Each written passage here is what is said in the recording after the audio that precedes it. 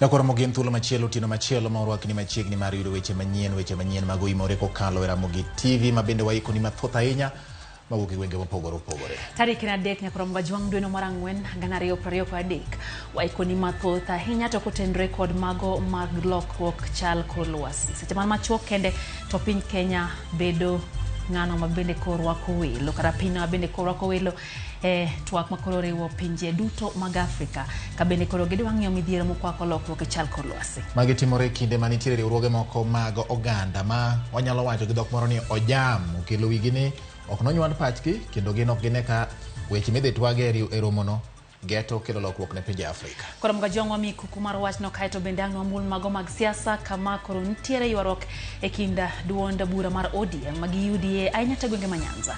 Weche gi nyakora mogi wakano kendo waketo ni yo makare no chunggi kendo dhengi mana nikech in omiyo kamoro amora ma intie beda ni koro ikori mar kawo gi achiel kachiel mana kokalo RAMOGI TV weche manyien mag OIMORE mokwongo ayudo ne thund weche.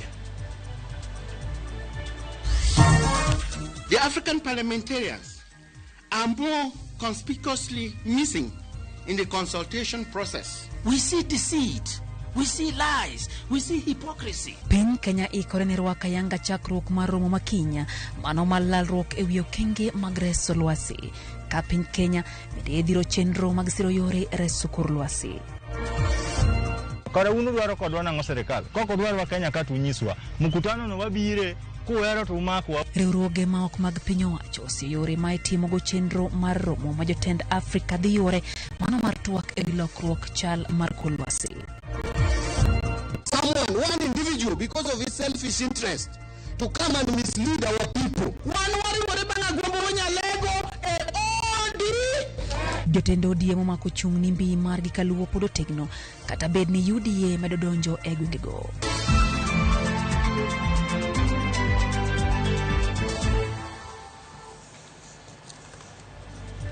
Pero kamano nyakora mogi kuom kete RAMOGI TV par ni nyalo tudori kodwa e nambari 36000 kata e Facebook RAMOGI TV Kenya wantie achiel kachiel YouTube kachiel kod Twitter handle @RAMOGI TV KE par ni nyakora mogi wan gi weche manyien adimba gi sani jaloko maru iluongo ni Belinda Adhiambo anyinga George Bati machiegni nyakora mgajwang nyinga Lydia Okeo. Jatend piny Kenya William Ruto koni sir magomenda dwarore rakruok kod lokruok chal mar kor lwasi. Ruto manoloso e giko mar romo mar rawere mag Afrika motelo ni romo ma onywando pinje Afrika e wi lokruok kor lwasi ojiwo tend pinje Afrika mondo chiw sir ne joma tindo mondo gibed kod nyalo mar kelo lokruok madwarore. E kinde romo no nyakora mgajwang rawere go chwalo kwayo nyalo mar kelo lokruok madwarore. E kinde romo no nyakora mgajwang rawere go chwalo kwayo mondo migi duol e riwruog piny mangima kata United Nations mano mar chiwo pachgi e wi kaka inyalo duok piny midhiero mago mag lokruok chal kor lwasi. E kar romo maduong' ma KICC Nairobi motelo ni romo monywando pinje Afrika wi lokruok chal kor lwasi machakore ayanga wuok tich makiny. E yot joma tindo bedo piny mar golo pachgi e wi okenge manyaka go mar rakruok kaka dwarore kod midhiero makoro sani olo kiondko e chuny piny mangima. Ka oko mar KICC nyamburko moting'o yien ochung' ranyisi mar chiwruok joma tindo bedo jombetre mag rakruok kod lokruok chal kor lwasi. Nyasi no mabende noyware kod jatend piny William Ruto ne oyangi okenge manyaka keti ahinya mar reso tienge mabiro ka jatend piny William Ruto koni pinje Afrika nyaka chiw sir ne joma tindo ahinya kokalo e somo. Investing in our shareholders. The largest shareholders of Africa is the young people. What must we do? We must continuously invest in the young people. Number one, in their education. Jatend piny bendo luwa ni kaluwore ni lokruok chal kor lwasi osekelo chandruoge mathoth kendo medo dhier e kind oganda. Dwaro nitie mar medo chiwo sir mar omenda ne joma tindo kendo mane momiyo piny owacho mare nochako hola mar Hustler Fund. We are investing in making sure that young people have access to credit. The Hustler Fund in Kenya, 67% of the borrowers on the Hustler Fund are below the age of 35. The Hustler Fund today has lent 35 billion. And I saw one of the newspapers say the other day that the government, that 3 billion has not been paid. That is true.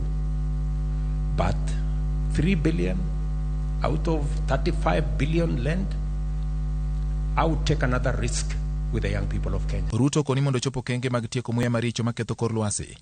Pinje momeo ma oserocho kor lwasi kuom kinde malach nyaka chiwre gadier kendo gene ni gichiwo omenda mar siro chenrono. What happens to countries that have huge resources of fossil fuel energy? And how do we transition those that are exploiting those resources at the moment into the green space? One of the aspects that we must address is the aspect of financing and technology. Kaka yor rakruok kod midhiero mag muya machido kor lwasi, jatend bengi mar dongruok pinje Afrika Kinumi Adenisa osingo gedo mar tago magamo teko chieng' mabiro muonyo bilion $20 ma piny Amerika e pinje 11 koting'o piny Kenya. One of our biggest programs we have is Desert to Power, which is a $20 billion investment we are making all across 11 countries with the Sahelian zone, which includes, Mr. President, also northern part of Kenya, and allow us to provide electricity for 250 million people. And when it is finished, it will be the largest solar zone in the world. Kagipedho dwaro margi motelo ni romo mawuok tich, rowere mag pinje Afrika dwaro mondo chugnigi apisi margi ka riwruok mar pinje piny mangima UN maginyalo golo duondgi e weche mag lokruok chal kor lwasi, kendo apisno ket log tich mare e pinje mag Afrika. Stakeholders to lobby for the establishment of a United Nations Youth Office in line with the UN General Assembly resolution, and that the youth office be domiciled in Africa, given that a majority of young people in the world live in Africa. Motelo ni romo mar pinje Afrika wi lokruok chal kor lwasi machakore ayanga tarik 6 dweni, rowere mag pinje Afrika onyisi ni midhiero magikale kik neg chunygi to kar mano okonygi e gundho riekni mabiro kelo lokruok ne piny mangima. George Bati, Ramogi TV. Kapod wang'yo mag motendre kod wechego mag lokruok chal kor lwasi nyakoro mgajwang' riwruoge ma ok mag piny owacho ogolo ywak kawacho ni ok nosum gi paro chenro matimo ikruok ne romo mano marango weche chal kor lwasi mibiro bagi e pacho ka chakre wuok tich juma manyien. Riwruogno wacho ni kaka jo Afrika nowinjo onywand pachgi e wi midhiero mosebedo kokwako lwasi mag pinje Afrika. Ka odong' mana seche machuok kende to romo mar twak e midhiero mar lokruok kor lwasi e pinje mag Afrika chakore. Riwruoge ma ok mag piny owacho maya e pinje Afrika bura ng'ur kuom mano magiwacho ni rem nywando gi e chenro mar ikruok ne twak makamano.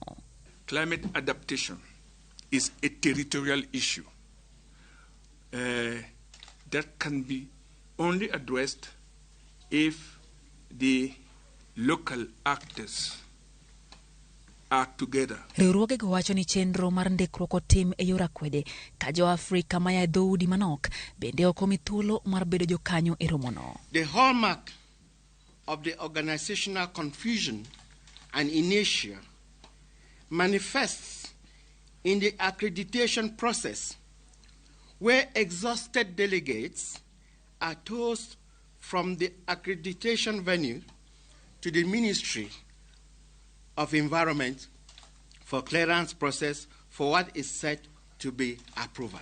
It is being addressed, and I did speak to Pakja this morning and I said, look, we've got an oversubscription, we've got so many people, let's prioritize the people that are absolutely essential to be there. It will be covered and streamed live online, and we can create centers where people can be able to participate, even if it's not physically at KICC. Giseyo thoro mar wach mar romono kagiwacho ni nitiere midhiero mamoko mokwako pinje Afrika mowinjo nywandi e twagno machalo kaka ratiro mag oganda.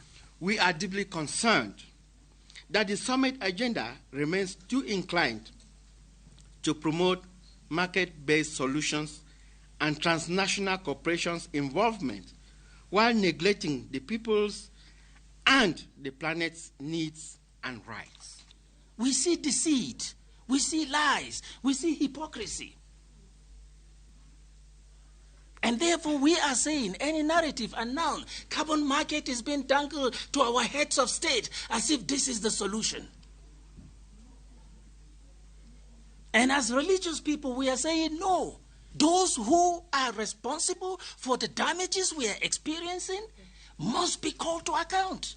Riwruoge go oseo pinje Afrika kuom rem nywando jod bura ma pachoka e loso chenro makamano. The African parliamentarians are more conspicuously missing in the consultation process, yet their representation, legislation oversight role is apparent in processes such as the Africa Climate Summit.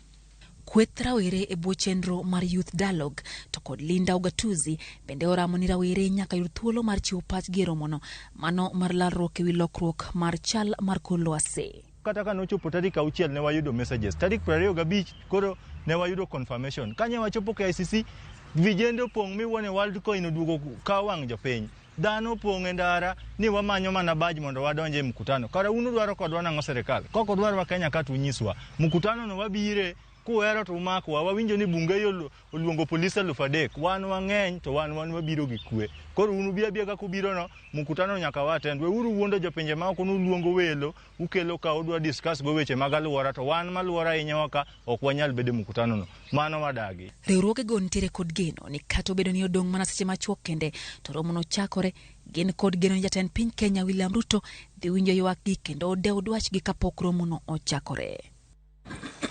Nekora mogi pod wane motere gi weche mag rito aluora kod romo matimore pacho kako chakore kiny kadhi nyime. Kama wayudo ni joriemb ndigni bura mawuok e aluora ma Kisumu kawuono chako riembo ndigni ka ochimo boma ma Nairobi motelo ne romo maduong' mar weche mag aluora mong'ere kaka Africa Climate Change Summit machako odiechieng' kiny. En chenro ma osir kod duol ma ochung' ne dongruok e aluora mar Nam Lolwe motesi ni Lake Basin Development Authority ni ochwal ote mar pidho yien e yor kedo kod lokruok ma kor lwasi ma bende osebedo ka en midhiero maduong' e piny Kenya kod piny mangima. Chakre juma manyien LBDA oloso romo ma idhi yuore kod jokanyo mag counties maromo 18 manitiere aluora mar Nam Lolwe kendo gino ni jopiny dhi twak e weche mag ber aluora. LBDA chano bende mano mar chako pidho yien e counties 18 mayudo Nyanza, Homaro kod Imbo mar piny Kenya chopo lek mar piny owacho mano mar pidho yiende bilion 15. KICC. The reason why we are doing this is to create awareness on climate change and also what we need to do to mitigate the effects of climate change. Kisumu is always our pride, and you know very well that there can be no pride without us coming together, protecting and conserving the environment. We have teamed up with the Lake Basin and the county government of Kisumu so that we are part of the process of the SCS 23. Kuramgajang lokruok mar chal mar lwasi osekelo lokruok kata mana kido kod timbe mag oganda. E kinde mokalo oganda Luo osebedo kadhi manyo lupo kata mana e gwenge mamoko kaka Turkana ni mar kum thuolo malach ogendini ma kuondego ne timo tije mamoko kendo ne ok omako motegno chenro mag lupo kata doko negin kod nembe. Tumona kaka jafwambo marwa James Okoth leron lokruok mar chal kor lwasi osemiyo kata mano genni mayande ok odewo lupo bende koro sani odonje chenro no ni mar yore mamoko mag yuto osethirno nikech rochruok mar aluora kod lokruok e kor lwasi. Saa 10 okinyi kor lwasi ler kopogore gi winy mafuyo e kinde ma chieng' baro boche gi nyadhi kokelo ler mar lando chakruok mar odiechieng' machielo. Jolupo mane ogowo gi midhiambo mokalo timo ikruok mar chako lupo e kinde ma jowetegi mane oywayo rimba otieno tulu dhiro ngai machwalo yie ka gichomo gowo. Lupo en yo manyien mar yuto ne jodak ma Turkana bang' lokruok mar kor lwasi kelo midhiero mar oro ma kinde ka kinde kelo tho mar jamni kendo weyo jopith gi nong'no, midhiero mar kech kod chuny modolore e weche mag pith mar jamni kalure ni thothne jodak ma alwora ni ong'ere gi pith mar jamni.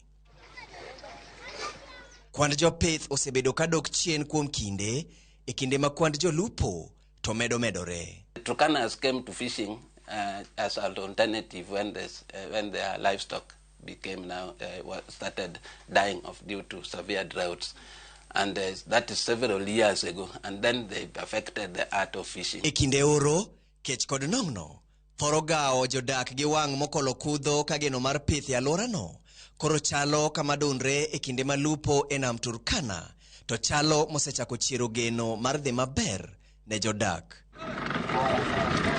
Kata obedo ni nyaka nene oganda Luo modak e alwora mar nam ne fwenyore gi weche lupo, chenro mar lupo e nam Turkana kata kamano opogore e yo machalo kama. Jodak madhodi ma Turkana kende ema oyienegi timo lupo e nam ka oganda luo to tijgi en iko rech mosemaki kendo usogi ne jodak malworano kata ne jodak ma pinje malibamba. Ne inyalo kaka sani kendo chumus michitholo rech go oling. Chonda kini yudo ka sani en na iro ka en na iro. To amo dwoko mano piny nokuma rech. Joluo ko yuan wadhi e nam. Joturkana wenyewe gin magilupo. En mokelo ni rech. Kit rech mayudore e nam Turkana opogore gi mago mayudore e nam Lolwe. E kinde ma lokruok mar kor lwasi bende bwogo kwan rech mar mbuta e nam Turkana kaachiel gi mano ma nam Lolwe. By around 2020, they were reporting around 12 metric tons. By around 2021, we saw almost something near 15,000 metric tons. Our main place, which was the biggest fishing ground, is the Ferguson Gulf. And Ferguson Gulf has really experienced low catches at the moment. E dho nam Lolwe, waromo gi Fred e kind jowadgi ka gidhi nyime gi chenro mar lupo. Tich mosetimo kuom higni buora e nam Lolwe. Olero kaka lokruok mar kor lwasi chwalo midhiero e nam Lolwe kaachiel gi alwora mare, ka bende olero midhiero manyalo yudo jodak kod jolupo poni ok ginywako lwedo lwenj gayo lokruok mar kor lwasi. King'iyo kae wan gi wetland. Ka ng'ato biro mobete mochako gedo kanyo, nyiso ni gik manyo geng'o pi mapiyo ok nyal kalo kocha ka. Pi koro nigi thuolo mar kalo. Nyiso ni pi koro nyalo overlap. Eme kanyo makoro winjo ni pi omonjo jomoko loka machielo. Jomoko koro dar. Sani gi lupo masani, kinyalo kata kwero mano lupo chon, sani ka nyalo chier. Maduong' koro dhi nam sani. Nyalo wacho ni to ikauru adogi. Kisani janam kale matek rech onge. To gima kelo rech mar ronge ni mokwongo wan gi kaka industries moko ma tiyo gi chemicals. To gik machalo kaka chemicals kendo donjo e nam. Koro chemicals kosedonjo e nam to interfere gi wach rech. Kich koro nyaka oxygen bende koro gitieko e pi. To rech kosedo kama oxygen onge kanyo ok onyal bete. Ka giendelea gi timo mano, nyiso ni nam ni biro dong' kaka yaw moro ma kata gimiluongo ni rech ok bi bete. Lokruok mar kor lwasi dhiro oganda kendo chunogi mar loko kitgi gi timbegi. Ka koro penjo en ni, kaka oganda jokanyanam, bende waparo ni wan gi ting' e weche mag rito alworawa kata jiwo lwenj lokruok mar kor lwasi. Kalure gi jatend migawo mar limbe, Penina Malonza, lwenj kedo gi lokruok mar kor lwasi en ting' mar migepe duto, kalure ni sektas duto nyalo mana dongre e alwora makare kod chal makare mar kor lwasi. It's cutting across all the sectors. It's not only the sector of environment. It's actually cutting. Everybody is impacted. Mbaka podi goyo ka pinje Afrika timo ikruok mar romo magalamoro e boma ma Nairobi. Motisi ni Africa Climate Week 2023 mabiro kelo kanyakla jotend pinje makwandgi oingo 28 gi welo makwandgi oheo 12,000 mawuok e pinje Afrika e twak mar weche alwora kod lokruok mar kor lwasi. Piny koro yuso, chieng' nimo karwako mudho. Ka warito chako odiechieng' machielo, iparonwa ni wakawo okang' mar rito alworawa mondo waga lokruok mar kor lwasi kokalo e okenge ma piny owacho chwalo kaka pith mar yien e kind mamoko. James Okoth, Ramogi TV. Ukoromogi kaka oganda wan gi ting' kendo kaka tieng' masani ting' nitie maduong' ni mar ngima tieng' mabiro oyiengore kuom okenge ma waketo sani. Wadhi nyime kama jakom mar twak e kweth mar Azimio la Umoja One Kenya Kalonzo Musyoka onyiso chir mare ni twak madhi nyime dhi nyuolo olemo. Kalonzo ko ni twagno dhi kelo winjruok kata odoko ne jotelo moko osebedo kod to ni twagno mochwe kom kod Kalonzo gi Kimani Chungwa en mana mar ketho sa. Jatend Wiper Party olosi komore kaunti mar Taita Taveta kamokoni komit no sayudo ng'ur kowuok kuom jopiny kendo biro bugo weche mag twak motenore kod pok mag omenda mag dongruok e wards ma Thurka. Hatuna uhasama na yoyote, lakini we have a problem na matamshi watu wengine, kama vile naibu wake enda huko Kambani kwa mazishi kama hapa na kutoa matamshi ambao iliwagadhabisha watu wa Machakos hata wengine wanakondelea macho, wanaona hii mtu ni mtu aina gani, ni sampuli aina gani. So we are going to call everybody to order, and nobody is going to stop these discussions. And because, of course, on that part, I must congratulate the president because he has put his foot down. Anasema zungumza endelee. Hapa watu wanazungumza mambo matatu. Kila mtu akitoka mambo matatu. Kwa nini hakuna mtu anaongea mambo 10 hapa? Yaani nyinyi mnajua ambacho kinawasumbua kwa roho zenu, and you are afraid to say it.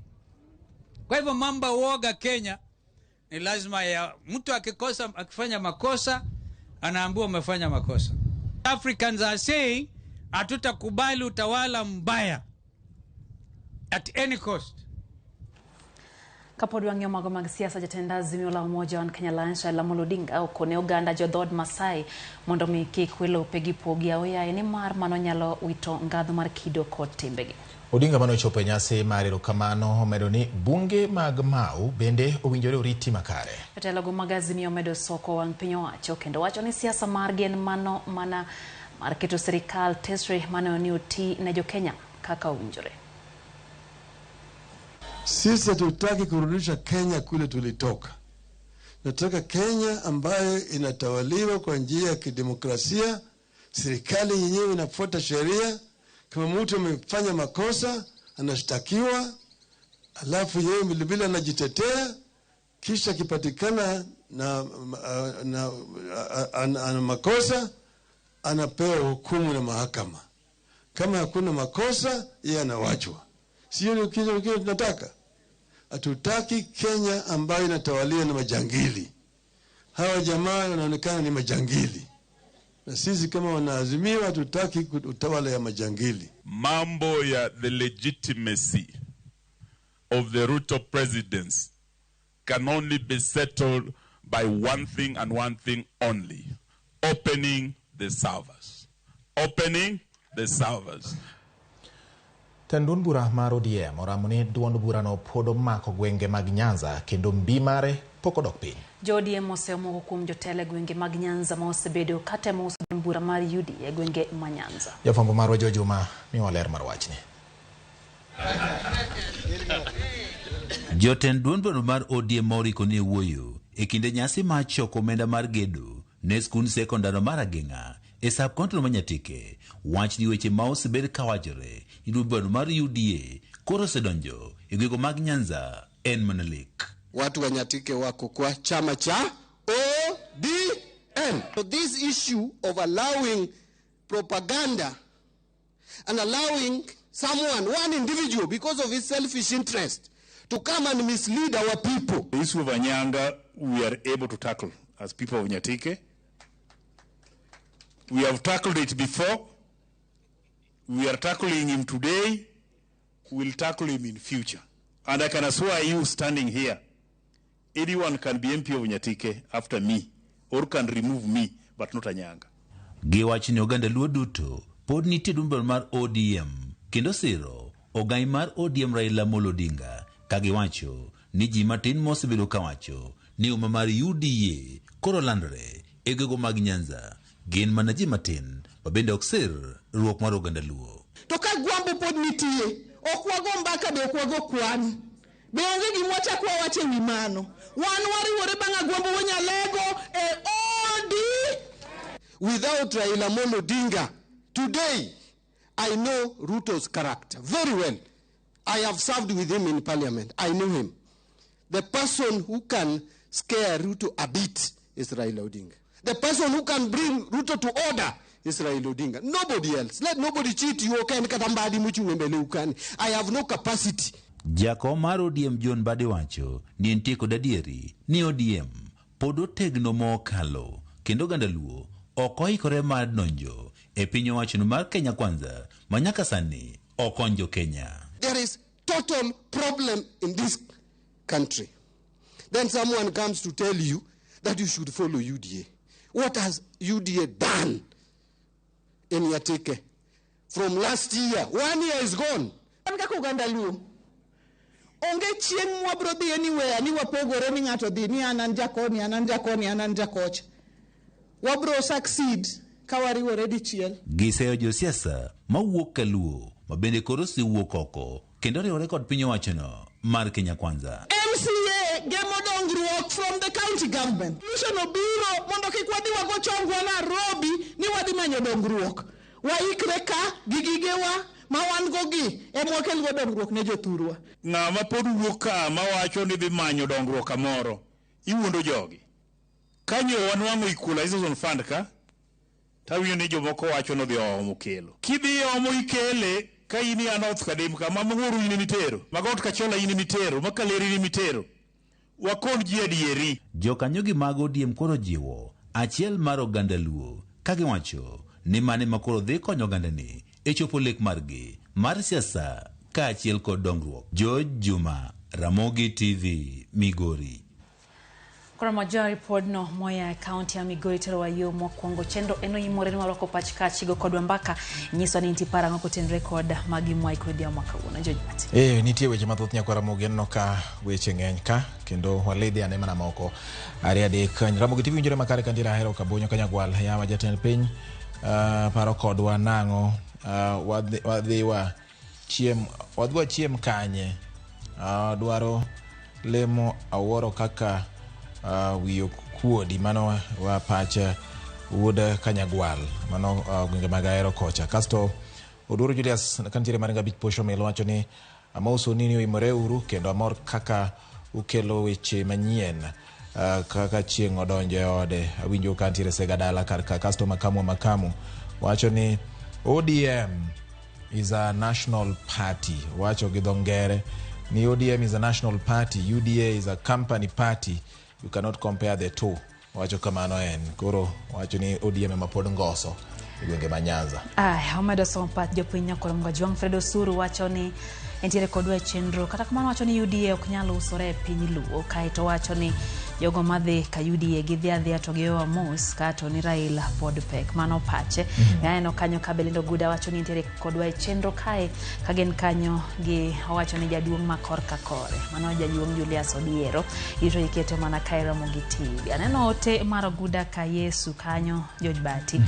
Wacho ni wanyisie jogo madhe dhi twak weche go makor lwasi mondo gitwagie lwasi marufuku bende.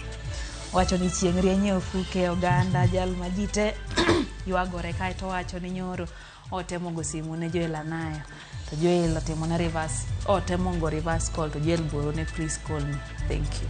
Koro wacho ni lwasi marufuku owinjore twagi.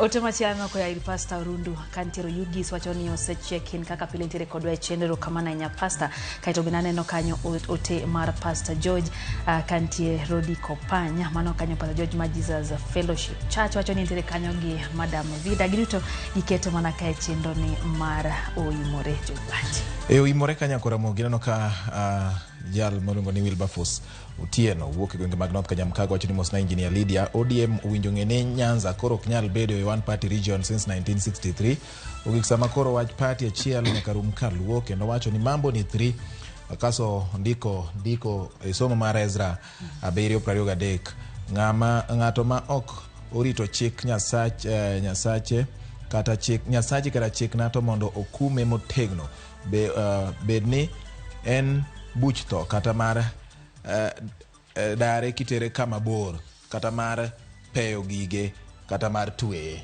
Wacho ni kanyo mambo ni matatu. Linet kantiere mano Linet Mama Sonko Mekai wacho ni entiere kodwa chenro ni kaka pile wacho no mora hinya gi weche gi manyien gin kanyo gi Baba Sonko kachiel gi Kevin Adada giduto wacho ni gikete mana kae Ramogi TV gosiepe ne duto kama oting'o min Kathy gi min Sharon gichokore kanyachiel jojbati kaito wange giketo mane Ramogi TV. Mako Jwang David Mondi wacho kanyo ni Ramogi TV chopo ne geyo makare kata kamano wacho ni winjore maler Raila Odinga sani kawe siasa to kidek jo Kenya somb gi loche ka ilute now mano pache no Pastor Wuod Nyajon wacho ni gin kanyo ginye kwa min gite weche manyien chopo ne gi heyo makare gintie Kano Kimira giwacho kanyo ne gin manetie got kanyo. Alan Tindi wuod nyal kinyo wacho ni embe ntiere kodwa sani ntiere mbita owacho ka Ramogi TV chopo ne eyo makare ka gintiere chula Rusinga. Kora koni be katieko jana maus ngege wacho ni ntiere sori Ramogi TV neno kendo muomo gode gaore chopo ne yo makare kendo maleo kasto katinga uri nyorata bine ntiere wenge makisumo wacho neno wayo makare. Pastor Okombo Orwa wacho ni naka ntiere kade monger tomolak kaka wacho ni tomolak kaka John ODM otwak nyatike ka waketo mana wang'wa wanane manen bende gima wacho Juviala Atieno wacho neno wakare ka gin gi Samson Okal uriga gintiere ugwe school wacho ni Mosna Lydia kasto Kenneth B mano ja poetry maduong' ahinya poet wacho ni en bende neno wa entiere winge mag Lang'ata Nairobi kendo wacho no mora ahinya gi Ramogi kaka kelo weche manyien wacho ni dhirore kendo kuombo. Susan ni kacha ma Susan Rajula wacho ni entiere kodwa na mchumbi mwalo Ramogi TV chope yo makare kaito Kevin Oruto mano Pastor Oruto wacho kanyo ni weche gi bende ler ahinya gwenge mag Oyugis. Boniface Tonge wacho ni en Pangani jotelo maluwo Nyanza wacho ni olo wagi siasa to sani giro mogijo UDA Bomas ka gidwaro donje sirikal mano pache jojat. Koro kama wachope ni Lydia wawa yue wa dola lagi kanyo mana matin ya kora Ramogi wakao mana yue matin mang'eny pod wan go miyo ka iketo wang'ika to ng'e nini tire mamoko mabende waduo godo pod wantiere kod mathoth koreo koda kama biro ni nyakora Ramogi.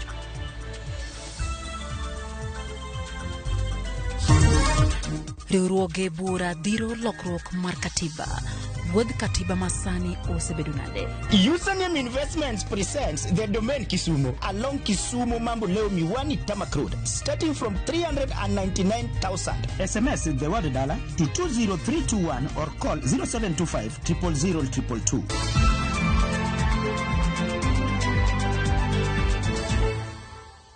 Ageno ni ano kawiro makeup mang'eny ahinya.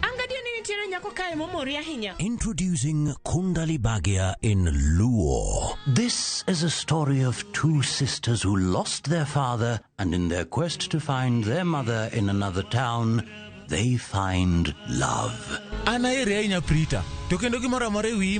Enjoy this romantic drama of Kundali Bagia in Luo on viewsasa.com.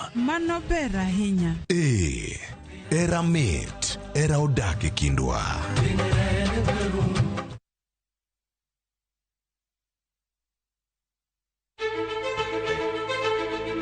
Kokalo kuom lakteche kod thieth, wayudo ng'eyo kaka dendwa tiyo. Nitie hormones mar ng'ama miyo kata ng'ama nyako. Iluongo ni estrogen gi progesterone. Kendo wayudo ng'eyo kama inyalo yude kony moluwore gi weche thieth. Daktari en tich ne thiedho oganda mondo oganda odhi maber. Kaka wadak e kinde ma ok ong'ere. Ngimawa en gima duong' moloyo. Ka en ng'ama osiko ka ywaka en kama osechopo dwa kawo ngimane. Kineno science gi wek rito. To e penj laktar wakelo ni lakteche molony to gilero ni weche thiedho tuoche ma opogore opogore kod rito kit ngima maber. Anyalo tiyo kod chiemo e geng'o thiedho kachiel kod timo bero ngima wa bende. Yes, erokamano.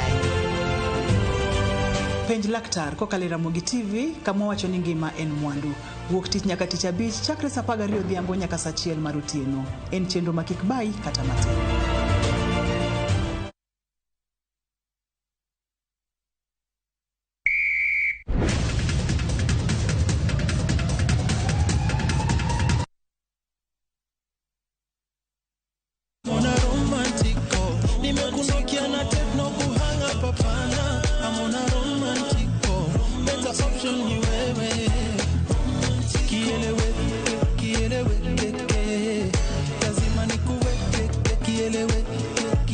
Get our brand new song Romantic Call as a skiza tune ni rahisi mno. Unabonyeza star 860 star 419 hash. Kumbuka skiza na Citizen ndo nyumbani kwa wasanii wote.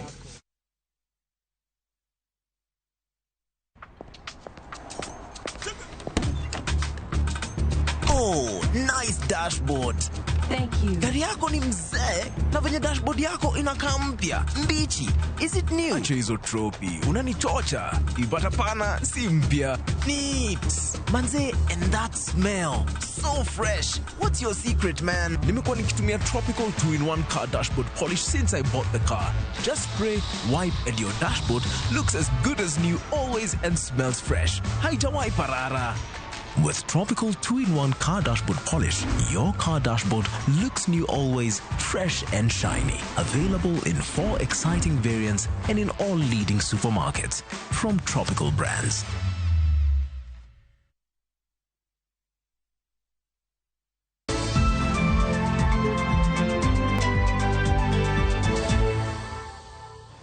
Machiegni kendo nyakorom gajongero kamano kuom medo kete mana ka RAMOGI TV wadhi mbele gi weche manyien.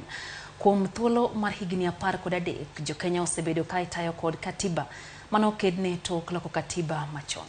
Katiba ma osemiyo oganda ogoyo kang' yore mag bedo kod ratiro, okenge mag dongruok kaka loch gwenge to kod bedo gi apise ma ochung' kar kendgi. Gisani moko kuom josiasa, riwruoge ma ok mag piny owacho kod jolony koro dwaro ni mondo tim lokruok ne katiba. Jafwambo marwa Walter Nyambaga nobedo gi twak gokil Kamaloka Otiende Amolo ma en achiel kuom ji manosomo rieko ne chike manyien.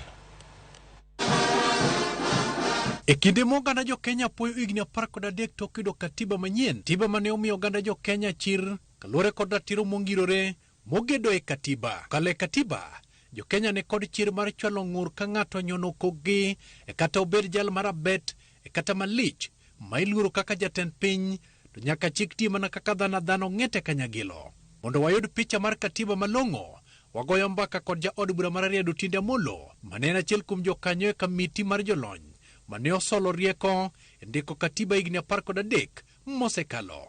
Otin leronwa weche mane katiba geto chopo kare ne jo Kenya. Ne nitiere gik mang'eny mane nie pend chik mokalo cha mok ne gidwar, to nitiere gik mang'eny mane gidwaro to ne onge pend chik. En ni pend chik mane wayudo go uhuru ok nondike gi jo Kenya. En pend chik manondik ng'eny gi wazunge e piny mar Britain kamiluongo ni Lancaster. Ma jowa matin mok rom kata 20 ema nodhi kuro ni chung' ne jo Kenya. To kata ni gidhi kuro ok ne winj gi ruok. Gik weche gi manodonje pend chik no ne tin kabisa. Ne en pend chik manolos mondo kony jo wakoloni ok jo Kenya. Emomiyo ne nyaka koro wabed gi pend chik ma wandiko wan wawegi kaka wadware. Otiende Amolo lero ni katiba manyien ne geto tego ratiro mag oganda. To kendo nwakete ni ratiro mar dhano mane pend chik ni loko ok yot. Mondi loke, mondi gol gimoro mantie iye kanyo, nikech ok idwar nyaka jo Kenya mano kadhe ka midhi penj. Mano bende momi neno kasani kar pende 37 machiwo ratiro mar gimoluongo ni demonstration oyiene ja Kenya kineno ka gimoro dhi ni marach tek ni senyiso polis ni an abro ng'anyo wang'anyo kata ker ma Kenya koda cabinet secretary waziri wacho ni ok wabi ng'anyo to wang'anyo nikech gionge gi teko mar golo pend chik no. Okil Pielo Lumumba bende ni kod paro mar jiwo i katiba mar biro tieko ng'ur mantiere e wi lemo mag telo. Tiere ng'ur ne ng'weni ka ng'ato oseyudo osimbo to en koro uch mna kaka gweno ma uch gi chind wadgi to sa ochopo mowacho ni awa kata joluo kane dhi e dwar chon to gikichwo lengoga tidiero kamoro to kata jogo manokowi e dwar bende miye gimoro. Mane gima jopiny ng'ur ni kichwo lengoga to kikaw le duto. Mane gima wacho ni wan pinje mantiere ogendni mang'eny ka watimo yiero to gigo ma wadwaro no timre ok timre kaka owinjore. Omiyo sani e sama kende ma nyaka wapenjre to en ang'o mwanyalo timo. Katiba ne onyuolo apise mag piny owacho man kod teko kata kamano. E teko mar jatend piny ne ondose kod katiba ma oweyo ka en mwandu mar japiny. En adier ni pend chik ma wan go sani omayo ker mar piny teko ma ker ne nigo kane pok waloko katiba. Ma ng'eny gi notiyo ga ng'enge, Kenyatta tiyo ga ng'enge, Moi tiyo ga ng'enge, mano jogo jo Kenya. Machiel kuom gima jo Kenya nonyisowa kwaloso pend chik ni ok gidwa ni uchako bede ni nitie ker moro man gi teko marom kamano manyalo tiyo gi gang'enge. Emomiyo ne waloko gino ma waketo gima kisungu luongo ni limitation of power. Teko mar komno nwaduoko piny. Moko watero e county government, moko watero e bunge, moko watero e commissions kaka Human Rights Commission giri ombudsman gi mokogo. Okilo Tinde Amollo wacho ni biro maloch gwenge ne ochope katiba gino makoro miyo dongruok molo nyake gwenge. Devolution en bet ni koro teko mar sirikal igolo kumochokre Nairobi tipoge e Kenya mangima. Sani koro poge e county 47. Ipogo teko mar sirikal, ipogo pesa mar sirikal bende.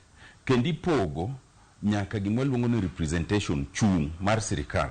Makoro yudo ni kata kani igocho ni ker mar Kenya to kiyudo ng'ama ni gocho ni to at least ker mar county miluongo ni governor to yudo ng'ama ni gocho ni. Waseneno e sidienje mopogre opogre ka pesa ma kinde machon nok dhi ni jopiny sani chopo ne jopiny. Telnoko ni katiba ne dwaro ni mondo jatend piny ne yier kod kwan mag jo od bura. Kata kamano, mano ne ok ochopo kare ni mar katiba ni ne olosi mar yombo koth kod tieko ywaruok mane nitiere. Ne nitiere ywaruok kuonde te. ODM ne yware gi DP, Muslims yware gi Christians, kia Human Rights yware gi jomanadi. Koro ne nitiere kuonde mane wawacho ni kanye mokwa chope to winjruok nyalo bete, ok ni kanye e maber mogik. Kumwa chope ni bang' higni 13 ber ka koro wabet wang'iyo wach katiba ni e yo makare. Gino mosetimre kinde mokalo ni juro sebede ni koloto chal ni jogo moloyo koloyo makare. Omiyo mane achiel kuom gigo madwan mondo wang'e mondo wabed gi winjruok makende ni kwa dino gini to wabro miyo wabed gi yiero makare ma ji duto yiego. Ng'ur bende pod nitiere e wi pok maromre mar kit chwech duto e lemo mag telo. Pend chik wacho ni nyaka gibed achiel e wi adek. Kuom higni 13 gino tamowa yudo. Nyaka wang'i mondo wayude to kok wanya yude to wang'i formula mopogre. Kendo wapenjo ni to gin yore mage mowinjore olo e loko katiba. Ng'eny gik mineno ji wacho oko kae nonego loki ok nyal lok ka ji ok odhi ombulu mar paro mar jopiny midendo ni referendum. Nitiere gik mang'eny ma nitiere pend chik 255 ma pimo ni kidwa loko ma tidhi e bunge. To kaen midwa loko mar ombulu mar jopiny nitie yore ariyo. Inyalo chake e bunge to kadho kaka chike moko kadhoga. Kai to chopo kuma koro speaker wacho ni wan kaka bunge mar Senate gi mar National Assembly wasekadhe koro mondo dhi e referendum. Koro kawe kaka eno to ore ne jakom mar IBC. To koro jakom mar IBC ema koro kawo tich kaka mare to wacho ni koro wabro go ombulu tarik makama. Yo mar ariyo en mwaluongo ni popular initiative. Mochaka chaka gi jopiny giwegi ka gineno ni joma ne giyiero ok chak ne gini kaka gidwaro. Idhi kuom jopiny tiyudo signatures 1,000,000. Wirango Kioko Tong, katiba masani wacho yang'o. E kinde ma jodak e gwenge mag Nyatike, Ndhiwa, Lego Songa dwaro ni mondo pogi to kunde kaka gwenge ma Kuria bende dwaro county margi. En ni ne waluoro ng'iyo boundaries. Ngech machano waloko pend chik to wadhi e referendum mokwongo. Nitiere kuonde moko ma constituency achiel rom gi county. In fact, constituency achiel rom gi counties adek. To nitiere counties moko ma in county achiel to tin molo kata mana constituency mara rieda. Gima gino timo en ni koro miyo jomoko advantage mohingo jomoko. Nikech pes county biro, pes constituency ja biro. Koro constituency achiel maduong' ni en oyudo pesa matin malich. To county matin gi constituency matin yudo pesa kata dibich moloye. Mani mwaluongo ni delimitation. Bende momiyo nwa wacho e katiba nogono ni bang' higni 10, between higni 10 gi higni 12 nyaka ng'i boundaries manyien. Walter Nyambaga, Ramogi TV.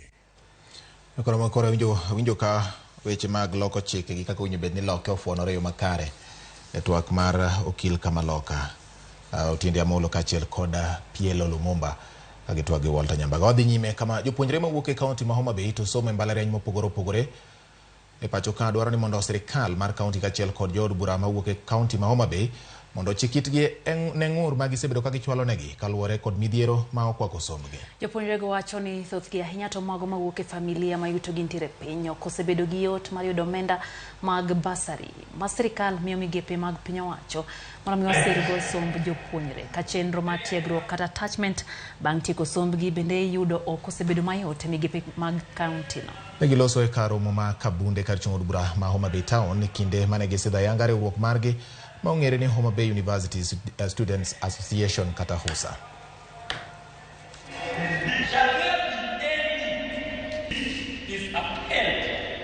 Mokwongo wanon gi kwaya adek ne the county government mar Homa Bay. Mokwongo wadwaro bursaries, mar ariyo wadwaro internship, mar adek wadwaro attachment.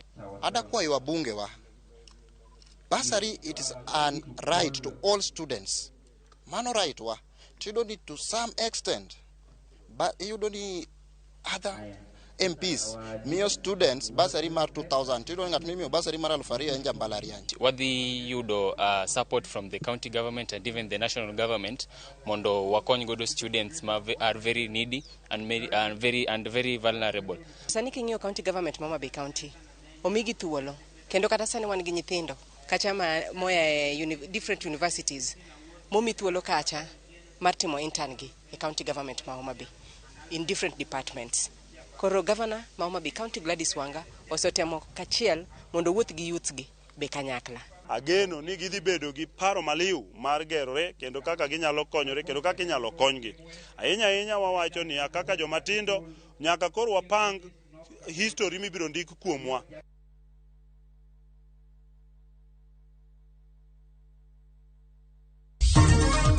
Jopur niang mamumias geno lokruok e sekta mar sukari. Username Investments presents the domain Kisumu along Kisumu Mambo Leo Miwani Tamak Road starting from 399,000. SMS the word dollar to 20321 or call 0725 000 222.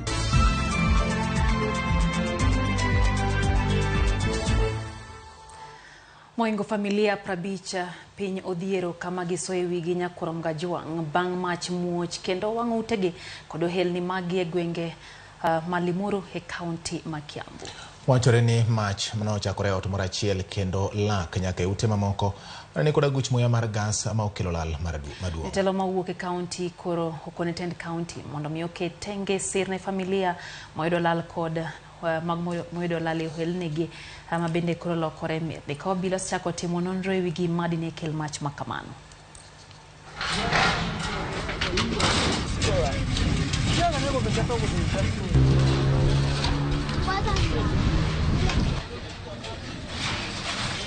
Nilikuwa na mbuzi 8. Sasa hii moja ndio imebaki na nilikuwa nakamua mpaka maziwa. Nilikuwa nauzia watu waziwa. Na watu wengi wanapatwa na depression juu hakuna mtu anawaangalia, juu maisha ni mangumu, na mtu kama huna mtu anaweza toka kwa ajili ya kuja kupatia kitu kidogo uanzishe biashara, we ile kitu tu unaamua ni kurudi Geshagi. Tumechomekewa na kila kitu, watoto wetu uniform hawana, vitabu ndio hizi zote zimetapakaa huku. In fact anything, hata walitoka bila viatu.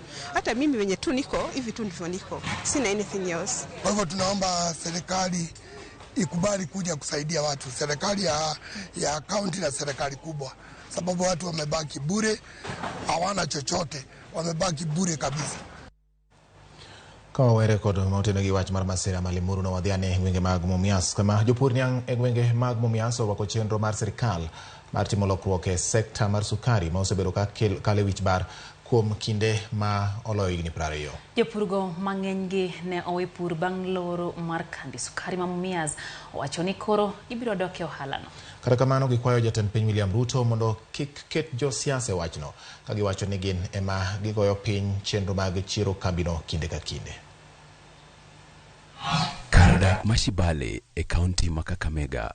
Dhoudi mag dukni olor ka jouso matin pod dhi mbele gi uso e yor kedo gi ngima matek. Kar dak ni endi mane ong'ere kuom ohala mathoth higni 20 mokalo. Sani odong' nono ka ng'eny jo ohala odar kendo ohala matin ema timore. Watu walikuwa wanakuja hapa wanafanya hapa Mumias Company, wanatoka huko wanakuja wananunua mboga, si tunasikia vizuri.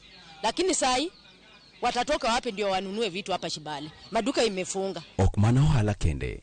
Jopur ne owere gi pur mar niang' ma odar odhi e pur mwandu mamoko mag lowo ka girito lokruok e sekta sukari. Sani pod gin kod geno. Let the government put iweke kwa nafasi management ambaye ina haja na production ya cane.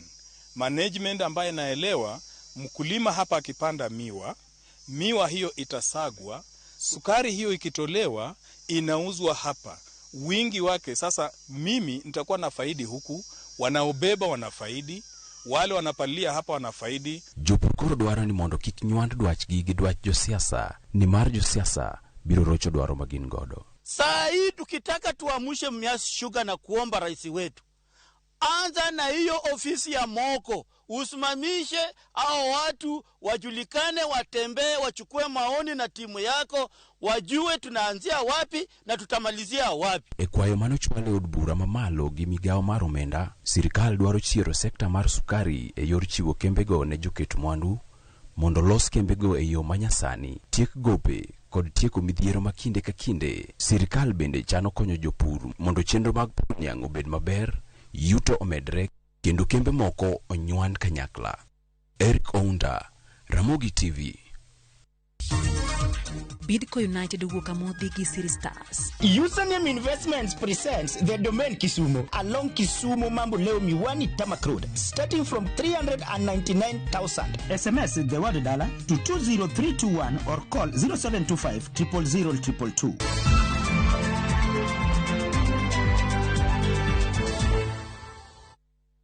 It's another holiday and the little ones will be all over in your space. Why not let them meet Tilly, AJ, Kim and Pendo for some great inspiring stories in the Hummingbird Tales. You know, as we grow up, we can change what we want to do. And for parents, sit back and let the little ones enjoy their favorite cartoon on View Sasa, the safest place for kids' content. There's a lot more to learn. Dial *487*1# or visit viewsasa.com to renew your subscription.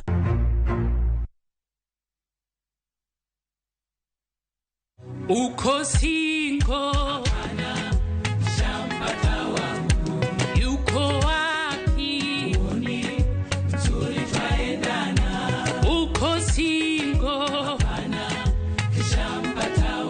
Ukitaka kupata skiza kodi ya Ukosingo, tafadhali bonyeza *487*79#.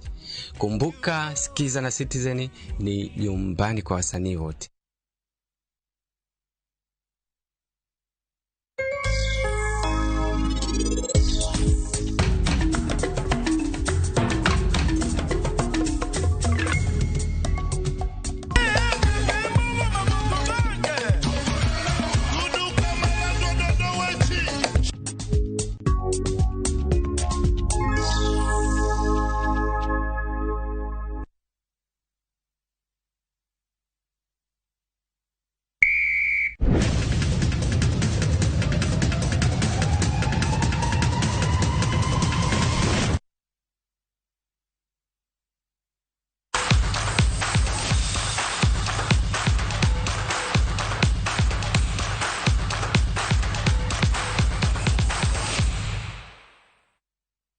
Machini ya Ramogi donje weche mag tuke kama timu dung mar adhula Harambee Stars ochako timo ikruok margi odiechieng' ma kawuono mondo ne tuke mag osiepe kindgi kod tim mar piny Qatar gi Sudan ma milambo.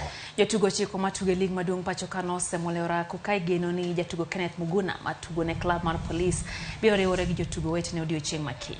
Masud Joma kachiel koda Duke Abuya gin moko kuom jotugo matugo e liga maoko mosedonjo. Harambee Stars gero ne biro wuok pacho ka chieng' tich adek ka gidhi e piny mar Qatar ka tugono mar osiep biro bedo chieng' tich ang'wen. Bang' wuok e piny mar Qatar kendo molo Kenya tich Beach Stars biro rakore gi Sudan ma milambo tarik 12 mar dweni. Tuke mag osiep biro konyo Kenya timo ikruok margi ne tuke mag ng'ado tiko, tuke mag pinje duto.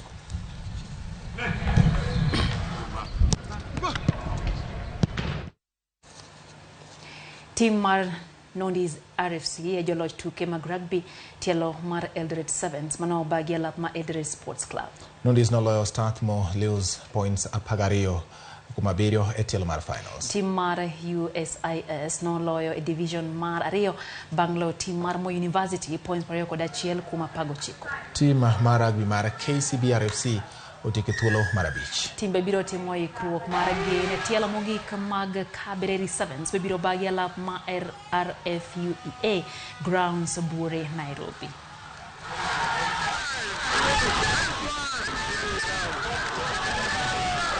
What we've done, we just went back to the drawing board, asked the boys some hard, tough questions, and I think they answered. So yeah, there's a lot of hard work that went into it, and the boys believe in themselves, so that's fantastic for them. On this, yes, we've met twice this season, and we've won both our games, but we won't take anything away from them. For starters, Nondi is the only team that hasn't lost a game here in TISAP. All the other teams lost. We lost to Kwea. All the other teams have lost a game, but Nondi is the only team that has gone unbeaten. So they know they've done their homework well, but not taking anything away from my boys. They are ready. They always love the final. Nokoromogi Sarat Singh jaloch tuke mag golf moser kod bengi mar NCBA bang tieko e thuolo mokwongo kini jotugo 165 lap mag Great Rift Valley Lodge. Singh nobedo gi tugo makare kendo yudo points 75. Professor Njuguna Ndungu nobedo jaloch e kind jotugo machuo bang yudo points 84 ka thuolo mar ariyo nokaw gi Jim Nambaro. Nancy Ndungu nobedo jaloch e kind Wakeni bang yudo points 84. Noloo Jen Gikonyo manotieko e thuolo mar ariyo ka kidieny mar rawere nohewo jotugo mathoth kata kamano Pari Maisuria nobedo jaloch.